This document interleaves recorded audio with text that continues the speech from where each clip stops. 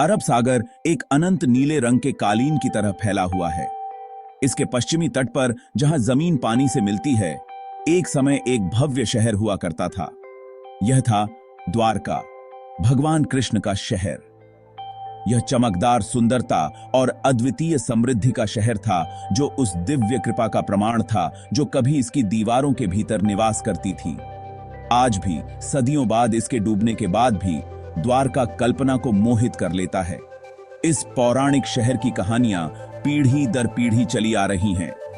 वे आस्था, भक्ति और समय के चक्रीय स्वरूप की एक शक्तिशाली याद दिलाते हैं। द्वारका केवल समुद्र में खोया हुआ शहर नहीं है, यह सांस्कृतिक और आध्यात्मिक महत्व का प्रतीक है। यह भगवान कृष्ण के गौरवशाली शासन का प्रमाण है। उन्हें विष्णु के 8वें अवतार के रूप में पूजा जाता है। यह शहर लाखों लोगों के दिलों और दिमाग में हमेशा के लिए अंकित है। द्वारका की ओर भगवान कृष्ण की यात्रा विजय की नहीं, बल्कि आवश्यकता की थी। उनका जन्म मथुरा में हुआ था। हालांकि उनके जीवन को उनके अत्याचारी मामा राजा कंस से लगातार खतरा था। कंस का वध करने और अपने लोगों को मुक्त करने के बाद कृष्ण कंस के ताकतवर ससुर जरासंध के निशाने पर आ गए। जरासंध ने कंस की मौत का बदला लेने के लिए दृढ़ संकल्पित होकर मथुरा पर लगातार हमले किए। कृष्ण, जो हमेशा एक रणनीतिकार थे, ने अंतहीन युद्ध की निरर्थकता को समझा। उन्होंने अपने लोगों को एक सुरक्षित स्थान पर स्थानांतरित करने का फैसला किया। उन्होंने कुशस्थली के तटीय शहर को चुना, जिसे बाद में उन्होंने मजबूत किया और द्वारका नाम दिया। इस रणनीतिक कदम ने न केवल उनके लोगों की रक्षा की, बल्कि शांति और समृद्धि के एक नए युग की भी स्थापना की। द्वारका का निर्माण किसी चमत्कार से कम नहीं था। किंवदंती है कि भगवान कृष्ण ने शहर को डिजाइन करने के लिए देवताओं के दिव्य वास्तुकार विश्वकर्मा को नियुक्त किया था। अपनी अद्वितीय शिल्प कौशल के लिए जाने जाने वाले विश्वकर्मा ने द्वारका को एक उत्कृष्ट कृति के रूप में बनाया था।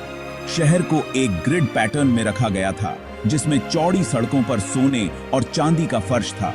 भव्य महल, मंदिर और उद्यान हर कोने को सुशोभित करते थे। द्वारका अद्वितीय वैभव और भव्यता का शहर था। कहा जाता है कि इसकी सुंदरता स्वर्ग से कम नहीं थी। यह शहर संस्कृतियों का संगम था और दूर दूर से व्यापारियों, कारीगरों और विद्वानों को आकर्षित करता था। यह व्यापार, कला और शिक्षा का केंद्र बन गया। द्वारका केवल एक शहर से कहीं अधिक एक आदर्श समाज के बारे में भगवान कृष्ण के दृष्टिकोण का प्रतिनिधित्व करता था। यह एक ऐसी जगह थी जहां धार्मिकता का बोलबाला था और लोग एक दूसरे के साथ और प्रकृति के साथ सद्भाव में रहते थे। यह शहर धर्म, कर्म और मोक्ष पर कृष्ण की शिक्षाओं का पर्याय बन गया।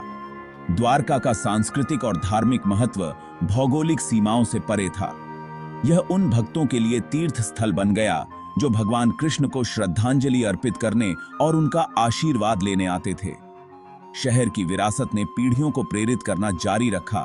हिंदू पौराणिक कथाओं में एक पवित्र शहर के रूप में अपनी जगह को मजबूत किया। द्वारका के डूबने की कहानी रहस्य और दुख से घिरी हुई है। कहा जाता है कि कृष्ण के मृत्यु लोक से चले जाने के बाद शहर समुद्र में समा गया था। महाकाव्य, हिंदू कविता, महाभारत उन दुखद घटनाओं का वर्णन करती है जिनके कारण द्वारका का पतन हुआ। कुछ लोगों का मानना है कि शहर का डूबना एक प्राकृतिक आपदा थी, समुद्र के बढ़ते स्तर या विनाशकारी भूकंप का परिणाम था। अन्य लोग इसे एक प्रतीकात्मक घटना के रूप में देखते हैं, जो भौतिक संपत्ति की क्षणभंगुरता और सृजन और विनाश के चक्रीय स्वरूप का प्रतिनिधित्व करती है। सदियों तक द्वारका केवल मिथकों और किंवदंतियों में मौजूद था। हालांकि 20वीं शताब्दी में भारत के गुजरात के तट पर पुरातात्विक अन्वेषणों से प्राचीन संरचनाओं के अवशेष मिले। इन निष्कर्षों ने एक जलमग्न शहर के ठोस प्रमाण प्रदान किए, जिससे प्राचीन कहानियों की विश्वसनीयता बढ़ गई। जबकि द्वारका का अधिकांश भाग पानी के नीचे ही है। इन खंडहरों के पुनर्खोज ने इस पौराणिक शहर में रुचि को फिर से जगा दिया है। यह इस क्षेत्र के समृद्ध इतिहास और सांस्कृतिक विरासत की याद दिलाता है।